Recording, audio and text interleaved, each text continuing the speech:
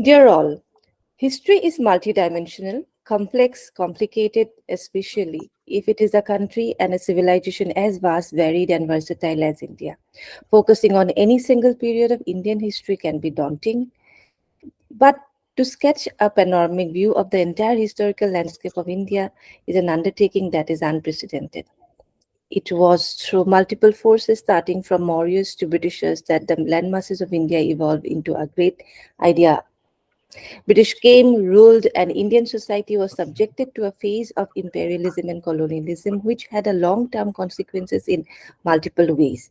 Kalabodh, an online platform which has been constantly working on for the Indian history, culture, is very happy and honored to welcome a scholar who has been constantly writing, working about Indian history with special reference to the education in India, especially after the arrival of Christian missionaries in India.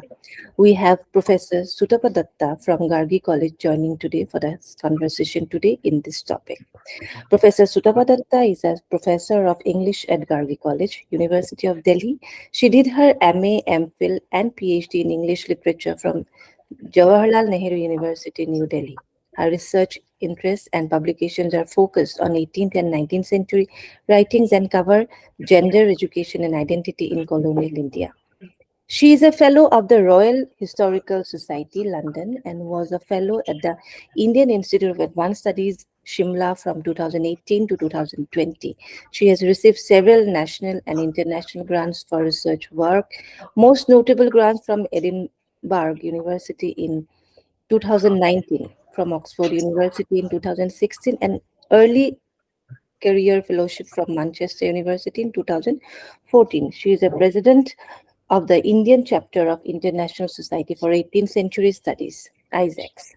So, welcome. Uh, we would like to welcome Professor Datta to this platform. Professor Datta has been invited to present papers and give plenary talks in many national and international conferences and has published extensively. She has authored British Women Missionaries in Bengal, 1793 to 1861, in 2017, Mapping India, Transitions and Transformations, 18th to 19th Century, 2020, and British Women Travelers, Empire and Beyond, 1770 to 1870, which was published again in 2020. Her latest book is titled Discipline Subject Schooling in Colonial Bengal, which was published in 2021. Today, we are very happy to welcome Professor Datta to this platform. Thank you for joining us, Professor Datta. Thank you. And we would like to welcome you once again. So today, since we have seen so many books and works you have been working on, and so I would like to know a few things about your books. Your book, British Women Missionaries in Bengal, 1793 to 1861, looks at the arrival of the early British women missionaries in Bengal, especially when traveling to India or working in missions was neither a very spontaneous nor an acceptable career decision for white women at that point of time. So this is the most significant work on early British missionaries in India, as we have seen since the publication of Daniel Pott's pioneering book half a century ago. While all earlier works have focused on male missionaries, but you have presented the first detailed study of the long forgotten early English British female missionaries in Bengal. So we want to know more about this book, more about your plan, how did came to your mind the idea, and how challenging it was, because it is all about the work which was done long back, and finding probably all the data was a very difficult task for you. So we'd like to just know about your whole venture. Okay. Yeah, thank you, Arunima, for this invite, and to Kalabodh especially. I'm immensely grateful for giving me this opportunity, this platform to share how I've done my research, and especially some information related to my books. Okay, this first book that I did, in fact, there was no plan to do the book. I intended to do just a paper. So I'd got a grant from Oxford University to come and present a paper. And my paper was on British women missionaries in Bengal. Of course, how I thought about that paper too, I'll talk about it. But when I went to present this paper, the publishers, Anthem publishers, heard my paper, and this book was commissioned. So they asked me to write a book. So that is how this book came about. Now, as far as the topic is concerned, of course, I'd been looking into this topic for a very, very long time before that. And as you just rightly said, this book was published in 2000 and I think 17. Yeah, 2017. So I've been working on this much before that. And there were a number of, grants that I'd got from UK, from Manchester especially, early career fellowship from Manchester University. And then this Oxford University grant, which actually meant that I was reading into these works by the British women missionaries for a very long time. So why was it that I was interested in the works of the early women missionaries in Bengal? Because primarily whenever I was reading any work on the missionaries in Bengal, it used to be about the male missionaries. Okay, so whether, as you mentioned, Daniel Port's book, okay,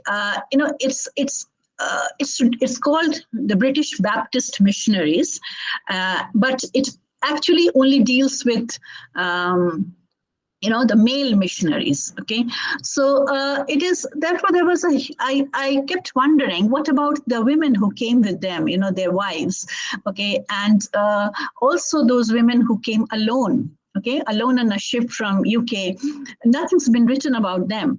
They came, they spent their lifetime here. Some lived here and died. Their cemeteries are all over Bengal, in Calcutta, in Srirampur, in Bardhaman. You find the tombstones with their heads, on their headstone name written on that. So where are they? Or who is written about them? Why is it that they are completely silenced? Nobody knows about them. I'm sure even as wives of missionaries, they must have been pretty much, influential and must have contributed something very important. So that is how my entire, this research began. And of course, the first thing that one does is to go to the place where these missionaries had stayed in Bengal, which is a little place called Srirampur, very near Calcutta. I'm sure most Bengalis are this is a well-known place and they are familiar with the name. Srirampur was a Dutch colony.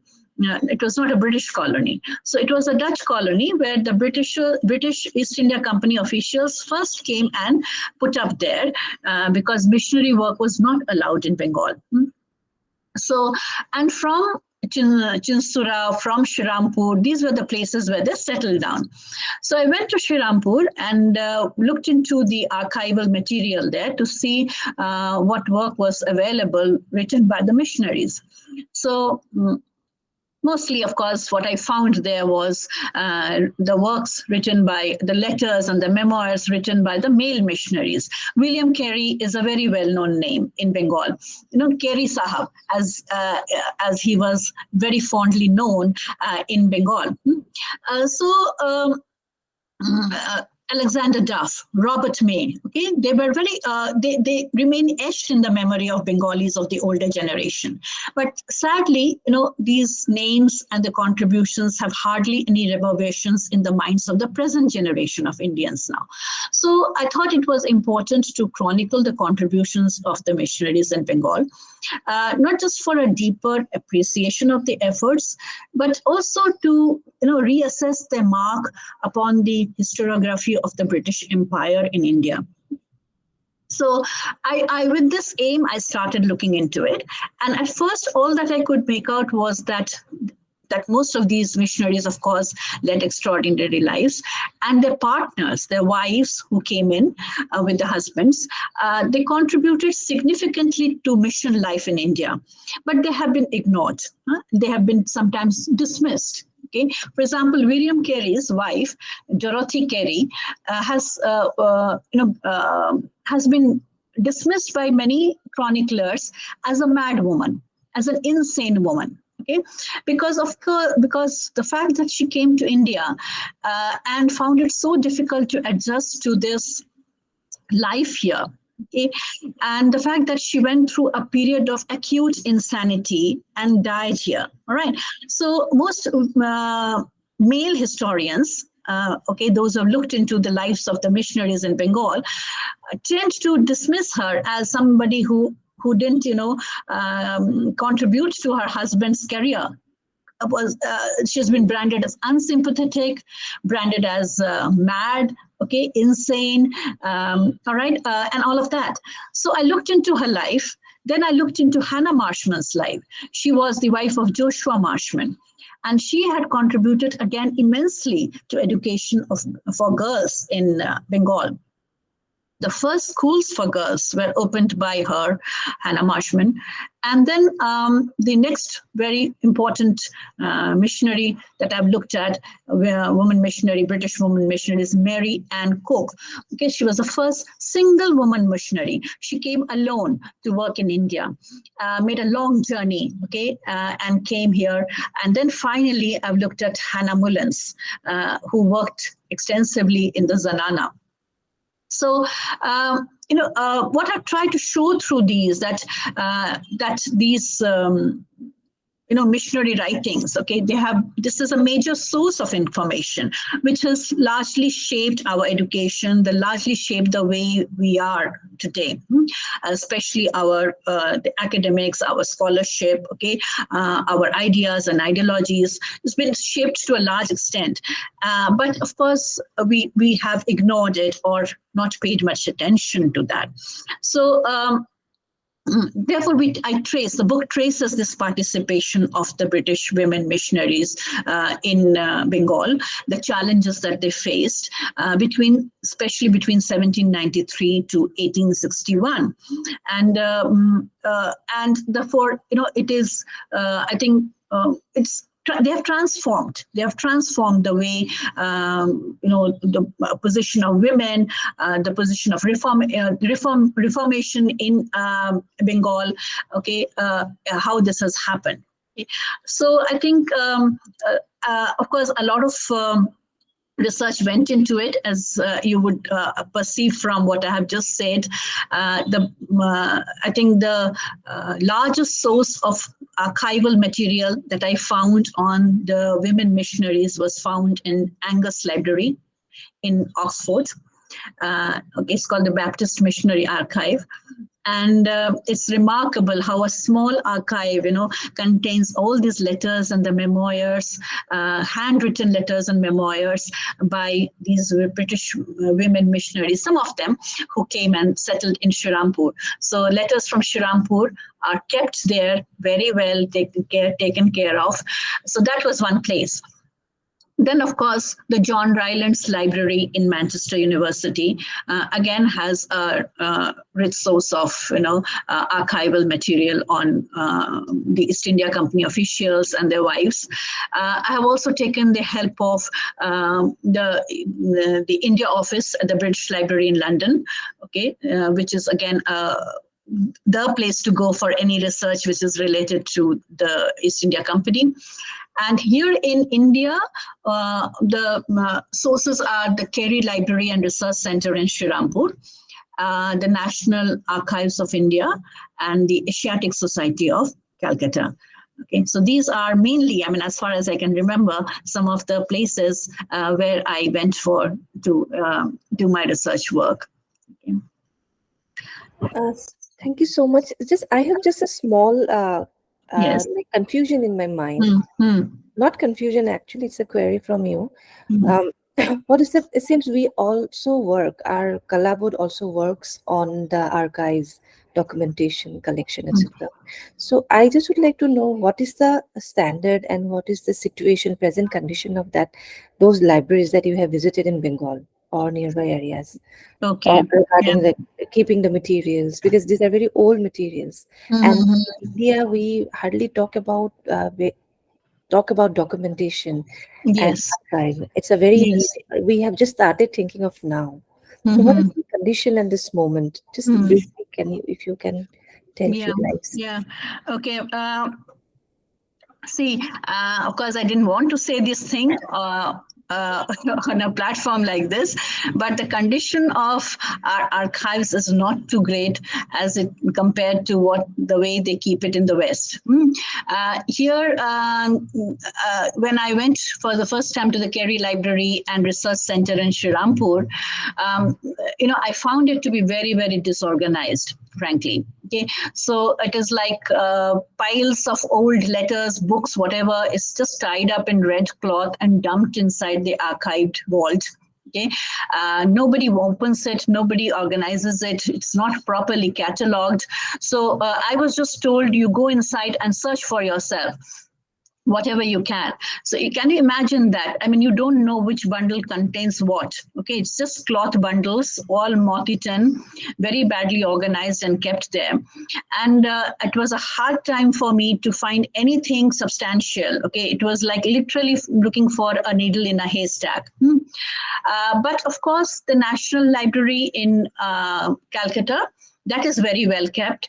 But again, they would immediately not help you. They would immediately try to discourage you, okay? Because, the attitude of Indians is that, okay, dekhte hain, kal aa jao, come tomorrow, we'll see how it happens. Abhi hamare paas, we don't have the keys, okay, we don't have the manpower. So it is, they will try to discourage you in every possible way not to come back again. But you have to keep persevering against these people, against the mosquitoes in the vault, okay? Yes, these are dark dungeons, frankly. Okay, it's not pleasant to work here. And it takes immense amount of patience and perseverance to get anything out of that place. Compared to that, as I was talking about the Oxford experience, St. Angus, the Angus Library there, it is so very, very well maintained. Okay, and I had, of course, I've been in correspondence with them even before I went. So I told them exactly the date and the time when I would arrive and what are the exact materials, because it's all very well catalogued. What are the exact materials I would want to see? And when I went there, I was the only person inside that vault or the chamber or that archive, whatever you call it. The place was just kept for me for the entire day. No one else was allowed to enter. Okay, and the way they, of course, with that how it happens in foreign place. I mean, in UK, with all the gloves and everything was kept, white gloves to sort of because these are old manuscripts and letters. Everything was kept neatly on the desk. I just had to go sit there and work. So it is that organized. So it is a pleasure working in such places, and the way the pain that they take, there's just one staff inside the archive. Okay, unlike here in India where you have hundreds of people working, and yet nothing is taken care of. So I may be sounding like I'm cribbing and complaining, but this is a stark difference. And I sort of can't, but compare the two places and be a little ashamed of the way we have kept our archival material. Yeah, maybe we need more awareness apart from education. Yes, I think so. And I think that is why Kalabodh is making such a, I think, important contribution here, because you're making people aware. The need to archive, the need to preserve, the need to take care. Yes, all that is very important. Otherwise, we will lose everything what we have today and we had yesterday. Yes. The awareness has come. Of course, the awareness has come. And some do it so well, better than others. I will talk about it when I talk about my other books, about a particular archive materials that where I could find in Bengal, in Calcutta. But some are very apathetic towards it. Okay, so thank you so much for talking about your experiences about this book. Now I have to ask you a few more books, and discuss a few things more about your other books. So one book is another book of yours is Discipline Subjects: Schooling in Colonial Bengal, which examines interactions between Britain and India through the analytical frame of production and circulation of knowledge in the late 18th century. So Discipline Subjects is one of the first works to analyze the imperial school curriculum, and it is these are the ways in which it shaped and influenced the whole Indian subjectivity. you have focused the colonial government, missionaries, and native stakeholders in while determining the physical, material, and intellectual contents of the institutional learning in India. So, your volume also compares the changes in pedagogical practice and textbook in schools in Britain and colonial Bengal. As a result, it also talks more about psychology and identity of the learners. So this is one of the book, and it was I have a very good feedback, and I have read few of the pages. So would you please elaborate the experiences and while collecting the data, because it must be um, extensive visits to the field and libraries to collect the Yes. materials for the book. Mhm. So I would Yes. also like to know more about this book. Okay. Yeah. See, this work again was possible because I got a 2-year fellowship, which was offered by the Indian Institute of Advanced Study, Shimla. This gave me a chance to interact with scholars across disciplines. And I'm particularly very grateful for some of the very stimulating discussions I had with fellows there at IIS. Now, for collection of data, because what discipline subject looks at, as you just said, it's one of the first works to look into the imperial school curriculum. What were the books which were written during the colonial times, especially primers and readers for school children? So the ABCD books that we have read, the beginners readers that we have actually read as children, where did it come from, and what was the school curriculum in Bengal in the colonial period, and how it has shaped our pedagogy. And therefore, I also look into the Bengali readers and Bengali primers written in Bangla. So, of course, there are two parts to my work. One part which is essentially to do with the school curriculum, which came from Britain, and the second part is how it influenced our pedagogy. So the Bengali textbooks, the Bengali primers, the two parts to this work. So, so for access to some very rare and valuable reference sources in the UK, of course, the first place was the British Library in London. Where I've spent extensively long time, being there. Some of the very rare books, in fact, Henry VIII's primer written in Henry VIII's time, 16th century, King Henry VIII. So there's a little box-like thing. You can see my hand like this, this size, made of silver. The book encasing is engraved in silver, and inside is the ABC book. ABC book, and what were the primers meant for? What was it? Who was taught through those books? So the British Library, of course, London is the first place of reference. The second very important place that I was able to access was the British and Foreign School Society. Now this is called BFSS, British Foreign School Society, and this is situated in London again, in Brunel University. So again, I've spent a long time there. So what does the BFSS Research Center or the BFSS archive hold? These holds all the school books, Some of the school books, the rules and regulations for schools which were begun in the colonial period.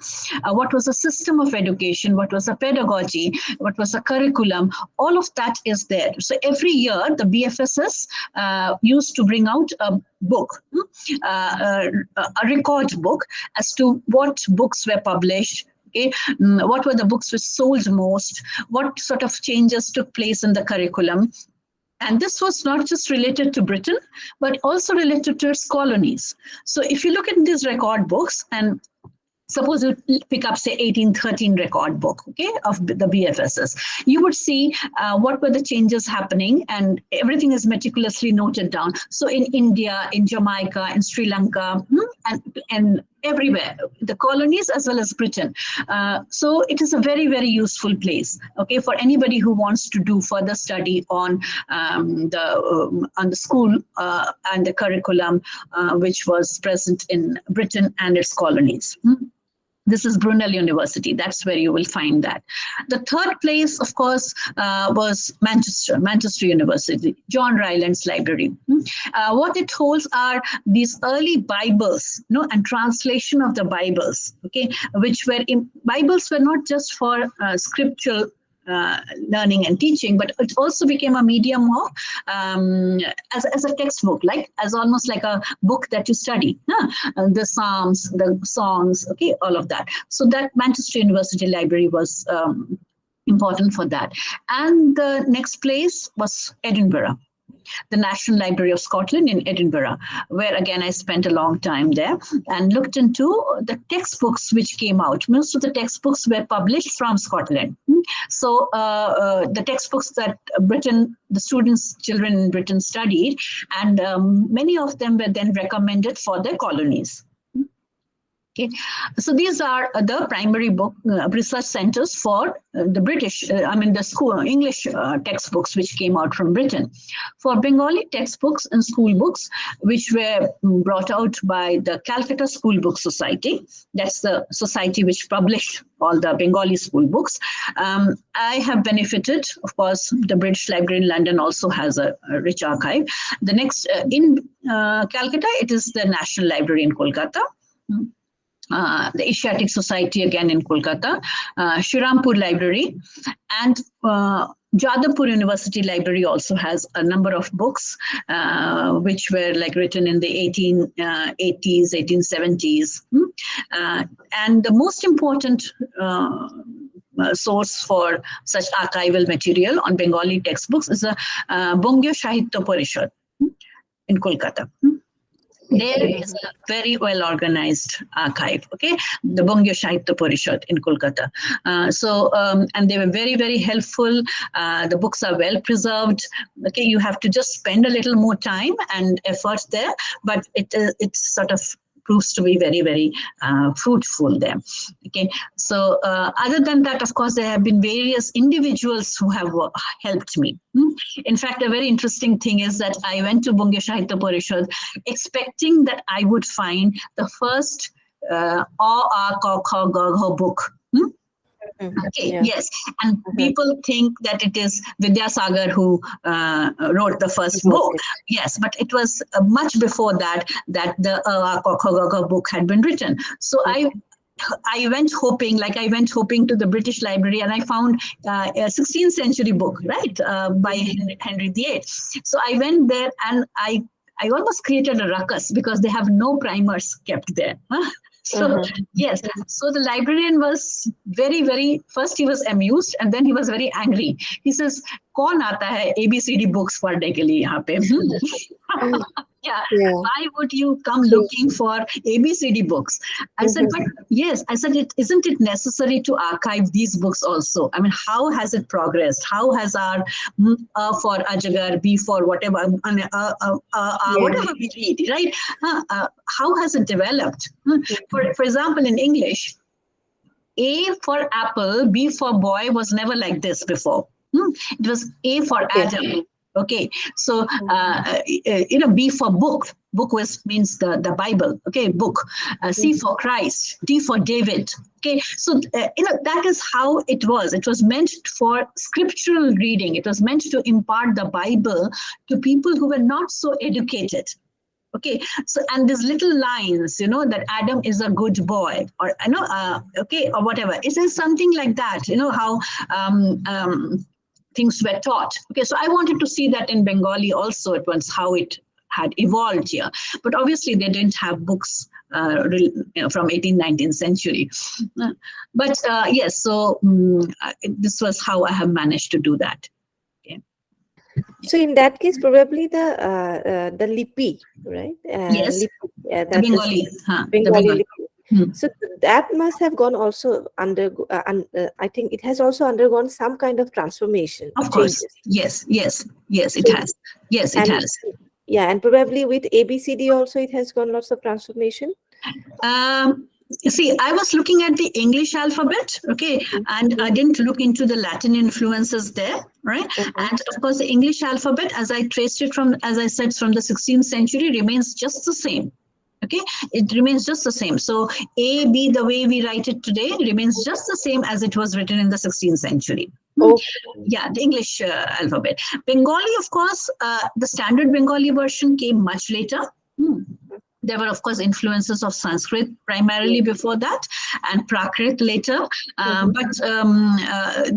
The development of the Bengali lipi and the Bengali alphabet, I've traced it from 19th century because there's no visible traces of it in the 17th century. So from the 19th century onwards, and of course, one has to see, especially it was under the colonial period and during the British. Okay, it is the British who made the effort to have a standardized Bengali. Let's give it to them, where the due is. Okay, because and that is how the Calcutta School Book Society was formed in 1818 by the British to actually have a standard format for writing. And textbooks and books which were written then actually helped in standardizing it. So earlier, like for example, Ram Boshu. Ram Boshu was a Sanskrit scholar. And so he wrote the lipi in a Sanskritized Bengali. But after the Calcutta School Book Society came up, the effort was to have, all these pandits in one place. Okay, it's like pandits would come into one place and they would sit with the sahibs, the British sahibs, and with the help come up with a standardized version of English. And here William Carey made a very big contribution in standardizing the Bengali alphabet. Okay.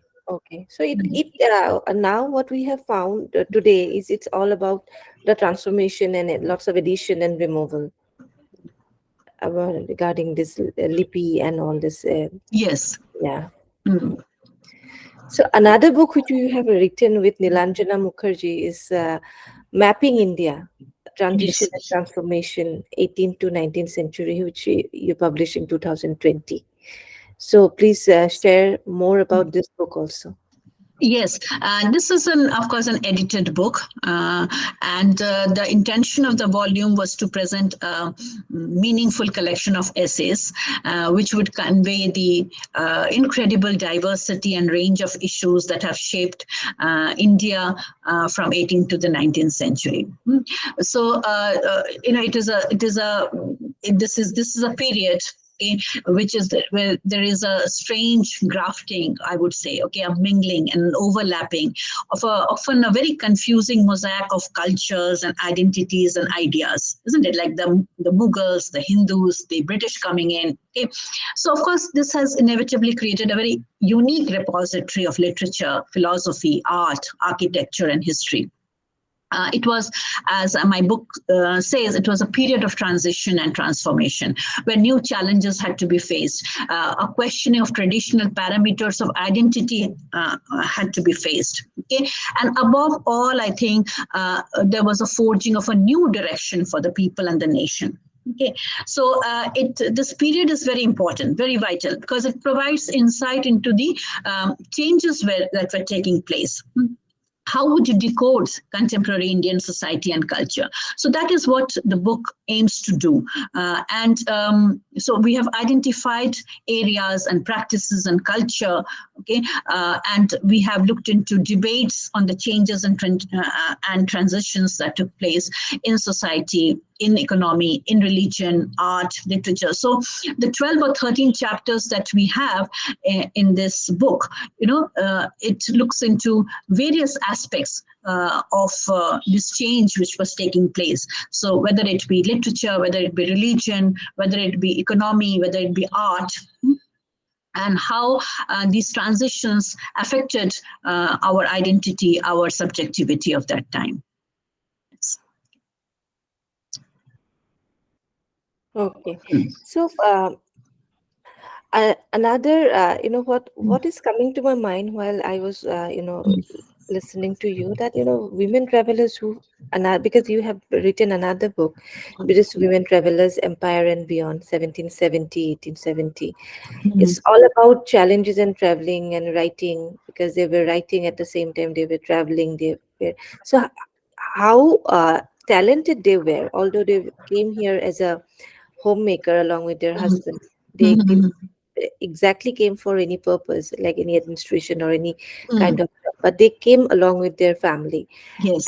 And so that is something. And at the same time, at that time, India was going through a very difficult phase, because if we consider the writings of Premchand, if we consider the writings of many other Indian writers, we can see the what kind of problems we had in society regarding science, regarding literacy, regarding the women's, the conditions of the women. We had a terrible we had so many terrible problems. So they had to pass all through, and they started working for us, for Indians. So this book under this British rule shows several aspects which maybe you have been showing in your book. And Mm. at and you have also shown some in the context of some other countries like Australia, Mm. some other parts of Asia and America. Mm. So I also would like to know more about this book, please. Yes. Yeah. Yes. Yeah. I'm more Yeah. concerned about the women facing problems, because we had so many problems, social, hygiene wise. Normally, in that case, probably many people from that place, they Mm. would not like to go out of the house, Mm. you know, especially because of the hygiene. And we had so many epidemics that time. Mm. So Yes. this is something that is coming to mind when I was thinking of talking about the next book of yours. Mhm. Huh. Yeah, actually, as you put forward in your question, when I was looking at the women missionaries who traveled to India, some of them traveled alone, came from so far off in the bullock carts. Right? I also come from a missionary school, the St. Joseph's Convent. Okay, and the history of this convent, this nuns who came and settled in Bihar, Patna. That's where I actually attended the school. It is so interesting and so daring. So there were these four women, okay, who came from Germany. And then they came in a ship, and they got down at Mumbai, and from there on a bullock cart, okay, across the Gangetic plain they came, and then they settled in Patna and opened the school. So when I was a student there, of course, we still had German nuns coming in from Germany to teach us. But we were so fascinated by these four women, young girls, of course, in the 20s, okay, who traveled all across from Europe, land, then sea, then whatever, God knows what, bullock cart finally to reach the place. So, and of course, they were very exceptional women. I mean, who could have this sort of a willpower to come and do this. Okay, so as I was reading more about these women missionaries, it came to my mind that such a fascinating life that they led, and especially as you said, look at the condition of India at that time. And who were these women who came? Did they just come with their husbands? Did they come alone? Did they come as missionaries? Did they come with a mission? What was it? And what were the challenges that they faced? That is why, the British Women Travelers Empire and Beyond came up. Okay, this book. So it's again a collection, edited book of essays. And I've looked into 100 years, 1770 to 1870, 1 century. And I looked into the writings, especially of the British women who came. And so the concern of the volume was to integrate the historicist position in travel writing, as well as the aesthetic, and to look at the wider ramifications of travel writing, especially in the imperial context, from 1770 to 1870. So, of course, the focus is on female writers from Britain, how they rose alongside and within the frameworks of history, empire, and travel.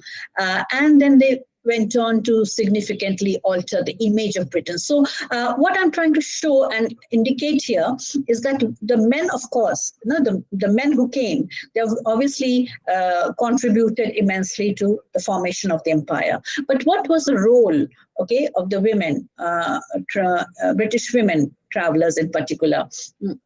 And to which geographical areas did they travel? Of course, these were parts of the British Empire, and to what extent did they help in altering the image of Britain? Okay, so this collection, this is a very, I'm very proud of this actually book. This has become an integral part of now the heritage collection of Rutledge on empire and travel. So, and this book happened because of colleagues and friends and contributors from different parts of the world. Okay, wherever there was a British Empire. And of course, the sun never set on the British Empire. So we have had contributors from all over the world. So we have contributors from France, from Italy, from England, of course, from the Ukraine, okay, from Spain, all right, from Turkey, okay, again from Australia, from Canada, from America, and from India, of course. Okay, so all of us, from different parts of the world, wherever there was a British Empire or in settler colonies like America and Australia and Canada, we looked into how, wherever these women traveled, and the eyewitness account that they provided of their travel and the stay. So it was worth examining, okay, because we wanted to see what was contained in the narrative, what was elided, what was promoted. Okay, so these narratives have offered, I think, very alternative accounts, okay, that were never known. These are, as I say, alternative accounts of the empire. These were never known. We have always had the male perspective, okay, the man traveling, the man telling us what he saw. We never saw through the eyes of the women. And so these are not official versions, right? Of course, these are very unscholarly versions, okay, written by women. And so women's perspective of the idea of empire, the issues of identity, the issue of power, the issue of health, okay, of raising children, of sometimes going through, as Dorothy Carey went through, okay, immense hardship in bringing up her children here in the country, of almost going insane sometimes, okay, of mosquito bites and malaria and snake bites and all of that, okay. They typically engage with representations of a very specific area that was part of the British Empire.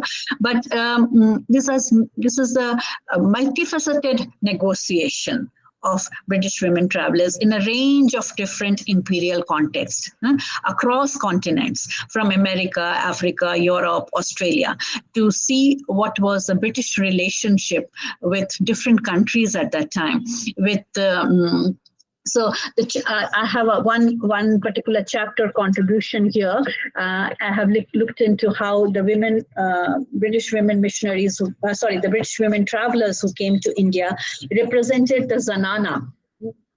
Okay, the Zanana, of course. Very interesting. Yes, it is a very interesting way how the British women went into the Zanana for the first time. It was a matter of an exotic curiosity for them, because no white woman, forget the white man, of course, a man will never be allowed entry into the Zanana. So no white woman had been inside a Zanana, and they were very, very curious to see what it was like, to see what the upper class women's life in India was. So some of them, like, for example, Jemima Kindersley, she was the first one to actually, she married a colonel in the Bengal artillery, and she was the first one to get entry into the upper class women's apartment, the Zanana. And there were, of course, many more who wrote about it. So they were astounded, by the life. It had always been a very exotic place. So they thought that the Zanana was like a harem. Okay, they thought it was where women of sensuality lived. Okay, a place where only women just played around and were sensuous about their body and had numerous attendants, or they wore very finely embroidered clothes or something like that. Okay, but once, of course, the beginning, when these women were writing about the Zanana, it just appeared to be so because, they're coming with a set stereotype in mind. Okay, they're coming with already a preconceived notion of the Zanana. And that is how they wrote. But ultimately, after a few more, when you look into a few more other writings, you would see how strong these women in the Zanana are, how socially political conscious they are, how effectively they actually control, the life of the men, okay, with whom they live. All right. So whether it be the son or the husband or the brother or whoever. So I think it is very important to see it through the eyes of the white woman, right? Because it just shows how the Western world has rethought and refigured, okay, certain things which have they considered very normative for Indian identity. Okay, how do they perceive these identities? How do they perceive the differences? And because these have led to our future interactions. Okay, so I think this was, of course, a continual site of contest and controversy. It articulated an emerging state of Britishness, and of course, there was it ranged from romantic eulogization of imperialism. It went into sympathy for the colonized, for the women also. Then, of course, a critical opposition to empire building can also be seen. Right, so various voices that you hear, and that is why I thought this book has been a very important contribution that I've made, and my contributors. I'm really thankful to them for having contributed various essays from various parts of the world, which makes it a very, very rich repository of British women's perspective of the empire. Yes. Yeah, and normally when we talk about British, we hardly think about all these factors actually. Yes. We don't talk about about the women and what was their psychology, what was happening with them.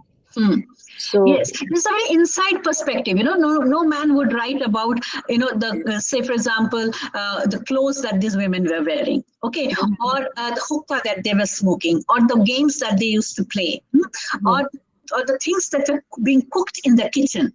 Okay. Yeah. So, the food, the medicines that these women used. Okay. And the jokes, sometimes very ribald jokes, but the jokes that they crack. So, and then of course the power politics, the discussions inside it, how it affected the women. Okay, these because obviously these were never chronicled. No, so this comes as these narratives, their diary entries of these white women. Like today, I went to the house of Nawab's wife. Okay, and I wrote about what I saw there. It is so. Of course, there is the exoticness there, and there is of course the tendency to exoticize whatever they saw. But of course, there is also sometimes sympathy as a woman to woman sympathizing. Because whatever said and done, sometimes they do identify with certain womanly problems that is there in that surrounding. So I think this is also such an important study and preserving all these matters, especially which normally we don't think of, and also analyzing, interpreting from different perspectives. Exactly. And the best part is that in this one particular volume, you have these travel narratives of women who went to different parts of the world. Okay, from like they traveled to, for example, they traveled to Canada on a canoe, and then on an ice sledge. Can you imagine a Victorian woman doing that on an ice sledge? She traveled, drawn by dogs. Yes, and traveled, and alone. Alone, yes. I mean, we can't do that and think of that even now, isn't it? But these women did that alone, coming to India, where it was considered to be a land of snakes and whatever, elephants, deep jungles, tigers. That is the image portrayed for India. But they came on a bullock cart and traveled throughout the Gangetic Plain from Mumbai to Patna. and then to Bengal, to Calcutta. Days and days of travel through the deep jungles, just 4 women, single women. Okay. What must have been their experience? What must have been their life? Yes, it's so important to put that down somewhere. So have you got all this experience written down somewhere? No, I have looked into their books. I've looked into their diaries. I've looked into their letters. Yes, yeah. And so you have seen their handwritings, everything. Yes, of course. Yes. I've seen the handwriting. I've seen their books, the diaries that they've written, the letters that they wrote home.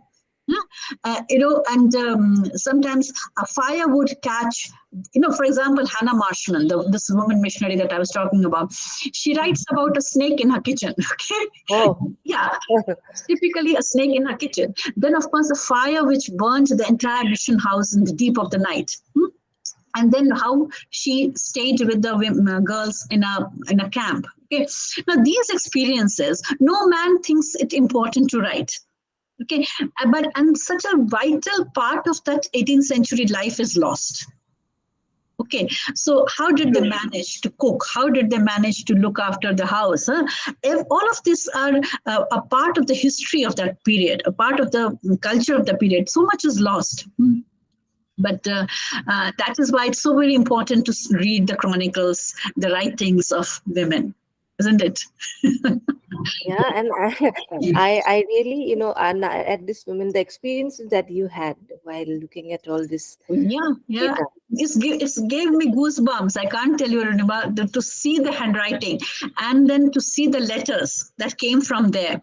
It was very beautiful. Yes, it is so beautiful. I sort of sometimes just cried reading that. I sometimes cried because sometimes, the letters talk about such pain, such desolation, such loneliness. I can't tell you. So you have the pictures of all this? Yes, I have pictures of the letters with me. Yeah, I have the letters with me. Of course, I have to take permission from the archive to publish those letters. I can't do that without permission, and it requires a lot of money to do that also.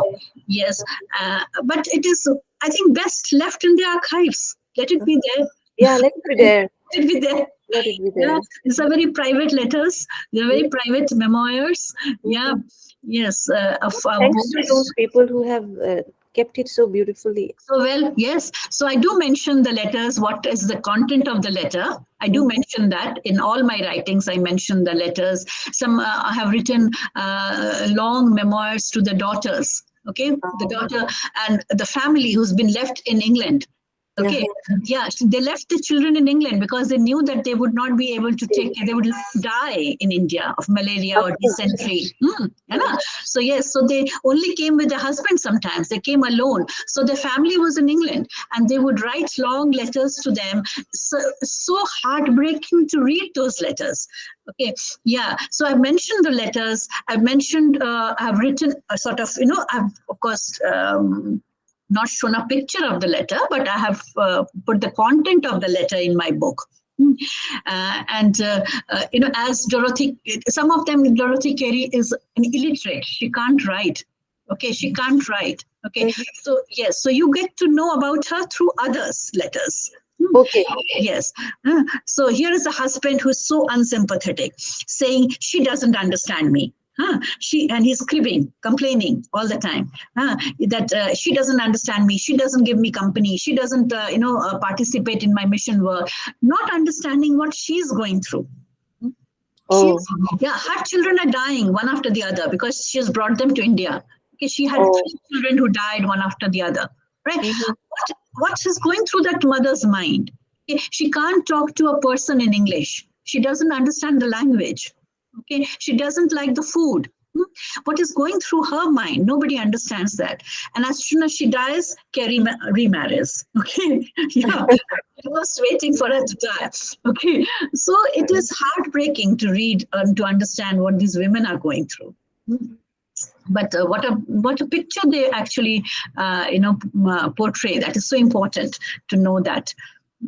So you have taken me to a different world altogether. I have gone to literally a different. I can go on talking about it endlessly. Sorry. Yes. Now at this stage, we can have the video calls. We have all this. We can see each other and no more academic Mhm. stuff. Yes, yes. Yeah. But I can really feel. Maybe I will try to feel them. Ha.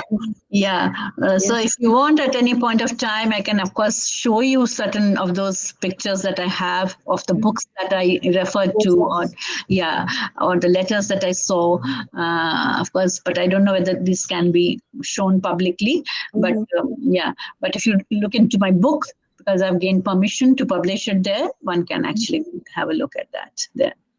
So, thank you talking to us. And one more thing, which I was just realized while I was going through this conversation, that this all the books that we were talking about, it's not only about it not only talks about only about the history, nor it talks about only about education. It talks about psychology, philosophy, everything. So, Yes. this what I have understood, this whole four books, 4 5 works, that extensive work on all this field is actually it's include almost all the disciplines, many Yes. disciplines. So Mm-hmm. this is one of the very significant aspect of your work, which I have realized. It's not only about one discipline, but it's very interdisciplinary in nature. Mm-hmm. It is. It is. It is very interdisciplinary. Yes, and coming from an English literature background, Mhm. it is almost sometimes one would think expected that I would work on literature or pure English literature, which I haven't. But it is of course very interdisciplinary. It is multidisciplinary. Yeah. It is, as you said, it has a wide spectrum. In fact, ranging from history, education, so Psychology. religion, Yeah. psychology. Yes, identity issues. All right. Mhm. Yeah. So various, I think, and you can't just look into the aspect of language and literature devoid of all this. You can't, isn't it? Exactly. Uh-huh. Exactly. So all these are very interrelated. So Interrelated. because language and literature develops in a society, which of course is situated in history and in a particular society. So Yeah. we can't just divorce Yeah. one from the other. Hmm. Yeah. Mhm. Maybe that's what we have been realizing today, and have been this introduction of NEP and introduction of all these interdisciplinary Yes. courses. We are making Mhm. sense. Mhm. So, No, I thank you really for enjoyed joining talking to us. you, Anurma. I really enjoyed this Yeah. session with you. Okay. And thank you again for inviting me to this forum. Okay. And please thank all your colleagues and their teammates on Kalabodh Yeah. for giving me this forum for this platform. I'm sure our scholars who have been following us, they will be highly benefited, and we're looking forward to see you and have more conversation talks from. Thank you so much. Thank you. Thank you. Thank you. Grateful to you. Yes.